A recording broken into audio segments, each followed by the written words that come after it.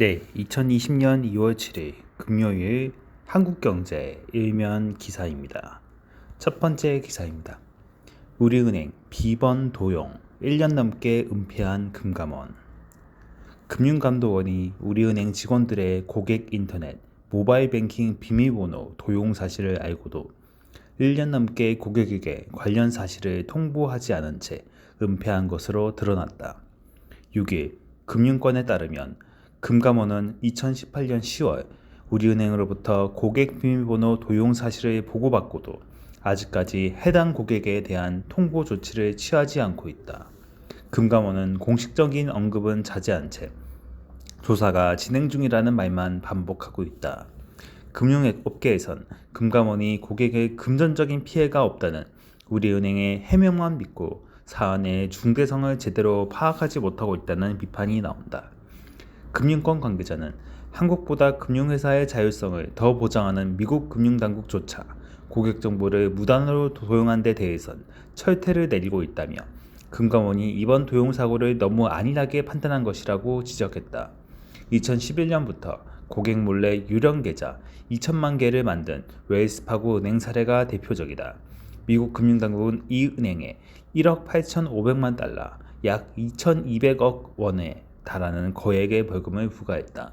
한 시중은행 관계자는 금융소비자 보호를 제1순위로 언급하던 감독당국이 고객 정보가 조작된 사안에는 안이하게 대처하고 있다며 해외 금리 연계 파생 결합 펀드 DAF는 실태 조사를 끝내는데 2달이 채 걸리지 않았던 것과 비교된다고 지적했다.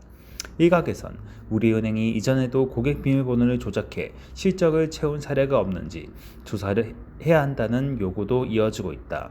대부분 은행 영업점은 고객 비밀번호를 변경할 수 있는 접근 권한을 갖고 있기 때문이다. 우리은행도 영업점 직원들 사이에 고객 비밀번호 변경을 손쉽게 실적을 채울 수 있다는 소문이 퍼지면서 가담자가 늘어난 것으로 전해졌다. 금융감독원과 우리은행이 고객 비밀번호 도용 사태의 본질을 제대로 파악하지 못하고 있다는 비판을 받고 있다.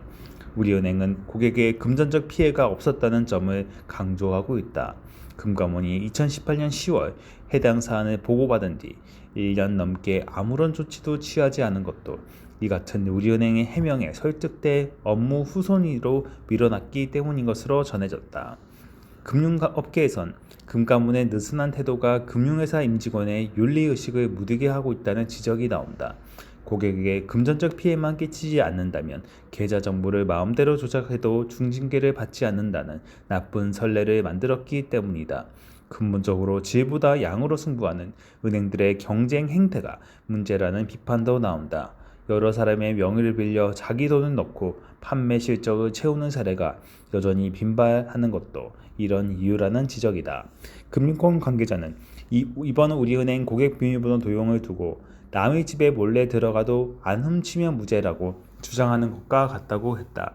실적을 채우려 고객들의 인터넷, 모바일 뱅킹 계좌에 몰래 들어가 놓고선 고객의 돈을 건드리지 않았으니 큰 잘못이 아니라고 해명하는 우리은행에 대한 비판이다. 이번 사태가 개인정보 보호에 대한 금융회사 임직원과 감독당국의 후진적인 의식 수준을 보여주는 방증이라는 의견도 적지 않다. 개인정보가 주인의 허락 없이 노출되면 언제든지 범죄에 악용될 수 있다는 점을 제대로 이해하지 못했다는 지적이다. 2014년 카드회사의 개인정보 유출 사태 때도 소비자가 직접적으로 금전적 피해를 본 사례는 없었다. 그럼에도 해당 카드사 임직원 수백 명이 무더기로 징계받은 이유는 관리 소홀로 개인정보를 범죄에 노출시켰기 때문이다.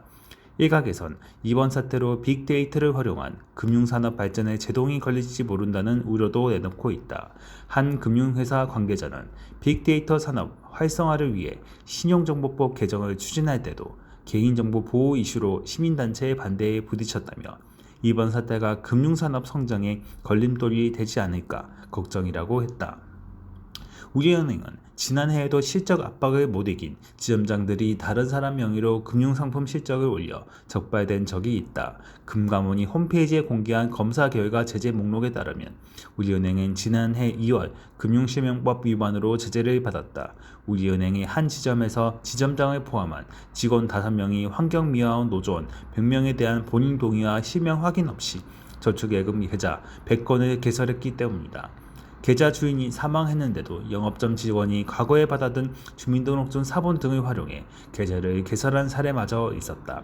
한 은행 관계자는 다른 은행에서도 실적에 쫓겨 자기 돈을 넣고 아는 사람 이름을 빌려 예금 카드 계좌를 만드는 사례를 심심찮게 볼 수 있다고 말했다.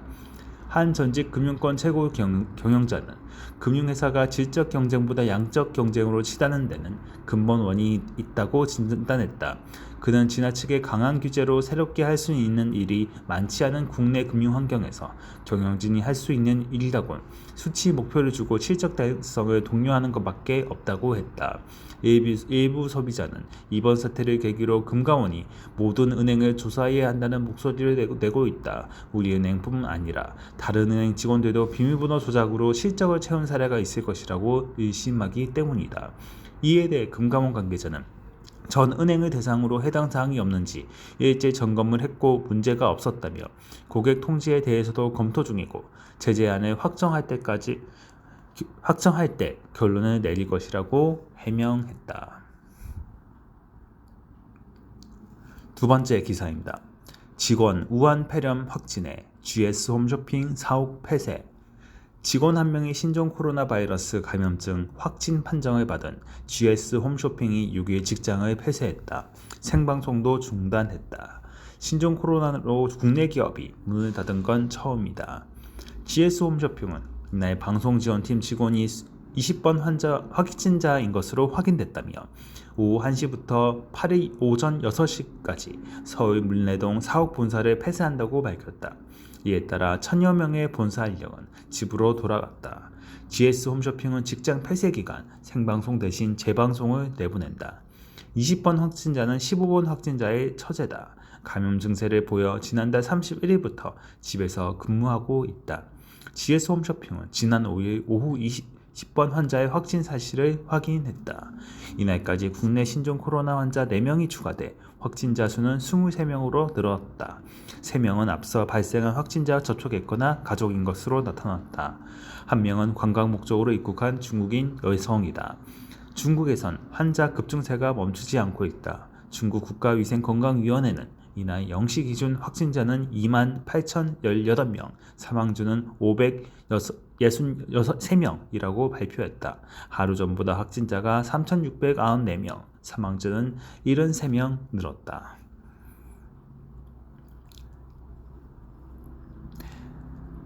네, 마지막 기사입니다. 트럼프 탄핵 족쇄 풀렸다. 도널드 트럼프 미국 대통령의 탄핵안이 5일 미 상원에서 부결됐다. 이로써 지난해 9월 24일 하원의 탄핵 조사 개시로 시작된 탄핵 정국은 134일 만에 종료됐다. 트럼프 대통령은 미국 역사상 하원에서 탄핵된 세 번째 대통령으로 기록됐지만 상원 탄핵 재판에서 승리하면서 재선 가도의 걸림돌을 제거했다. 상원은 이날 제적의원 100명이 참석한 가운데 하원이 우크라이나 스캔들, 우크라이나 정상과의 부적절한 통화와 관련해 탄핵 소추안에서 제기한 2가지 혐의 모두에 무죄를 선고했다. 권력 남용에 대해선 찬성 48, 반대 52, 의회 방해 혐의에 대해서는 찬성 47, 반대 53의 표가 나왔다. 탄핵안이 통과되려면 2개 혐의 중 하나라도 제적 의원 3분의 2, 67명 이상이 유죄 판결을 내려야 한다. 민주당 47명, 무소속 1명 포함은 전원 탄핵에 찬성했지만 공화당 의원 53명 중 탄핵 찬성은 1명뿐이었다. 밋 롬니 공화당 상원 의원이 권력 남용 혐의에 찬성표를 던졌다.